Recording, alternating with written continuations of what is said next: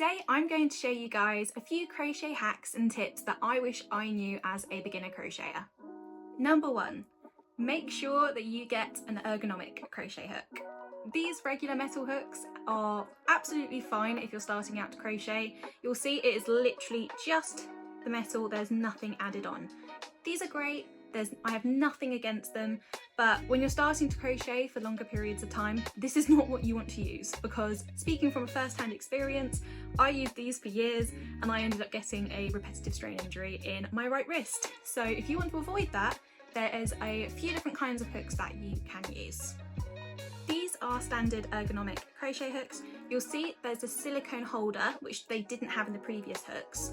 So these ones basically just help soften the grip, and it's going to prevent wrist injuries and other crochet related injuries. So these are the basic ones that you can get. I personally like having some slightly more exciting crochet hooks that have a little bit of character.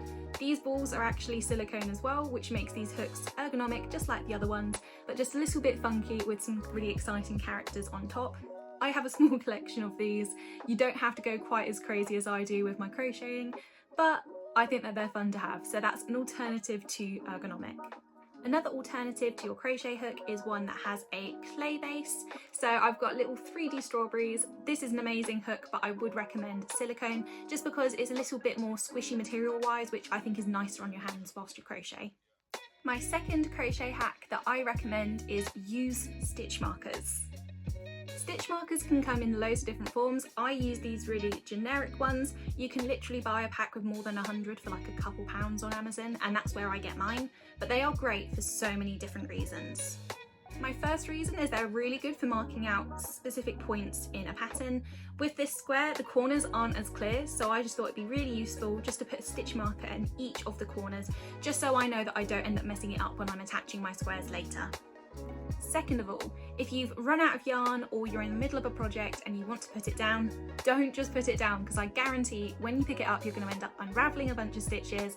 I've done this so many times and I don't even want to imagine how many stitches I've undone in my lifetime of crocheting, and there's just a simple solution to making sure that that won't happen. All you need is a basic stitch marker and your work. So what you do is you put your stitch marker into your loop that you work with, so when you pull it, it doesn't undo your stitches. This has saved me so much time, and when I've shared this hack with other crocheters, they didn't even realise, so it's now saved them more time. So this is another must do thing for when you start crocheting. This next crochet hack focuses on the type of material of yarn that's used, and basically just points towards the better yarns to use if you are a beginner. Now, I don't know if anyone else had this as a problem, but I love cotton yarn, but if I'd started to use this as a beginner, I think it would have potentially thrown me off of crochet from the beginning, because yarn like cotton does have a bit more of a tendency to split, which can get really confusing and really stress a beginner crocheter out. So although I would say cotton is amazing when you have more experience, I wouldn't recommend it as being like a first kind of yarn that you go towards when you're learning how to crochet.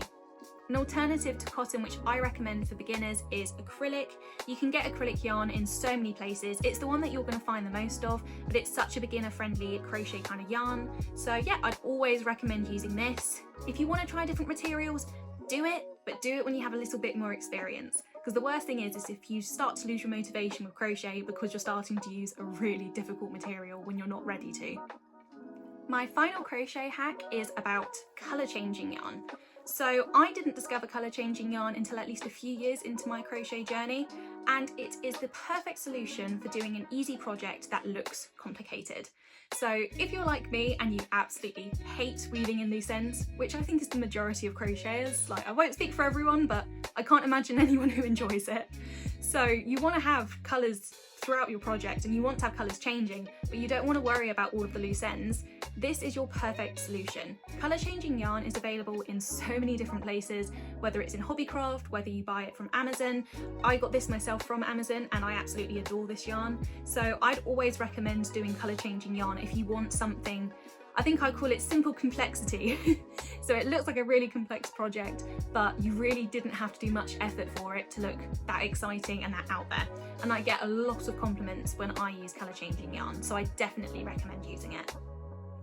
Thank you guys so much for watching. If you'd like to see more of my videos and content, then please press the subscribe button as well as the bell to be notified when I next post. Thank you.